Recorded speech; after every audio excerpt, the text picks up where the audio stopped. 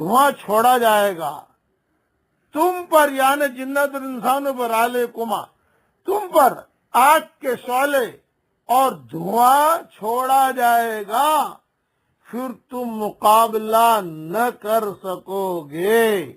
فَبِأَيِّ آلَاءِ رَبِّكُمَا تُكَذِّبَانِ، پھر تم اپنے رب کی نعمتوں میں سے کس کس نعمت کو جھٹلاؤ گے؟ یعنی اللہ کے عذاب کو ٹالنے کی تم قدرت نہیں رکھو گے۔ جو عذاب بھیجنے والا ہے وہی عذاب کو ٹالے گا۔ خلاصہ کلام یہ، بیماری جو بھیجنے والا ہے وہی اس کو لے بھی جائے گا۔ اس لیے ظاہری اسباب اور تدبیر کا ہر انسان مکلف ہے، لیکن یہ آسمانی آواز ہے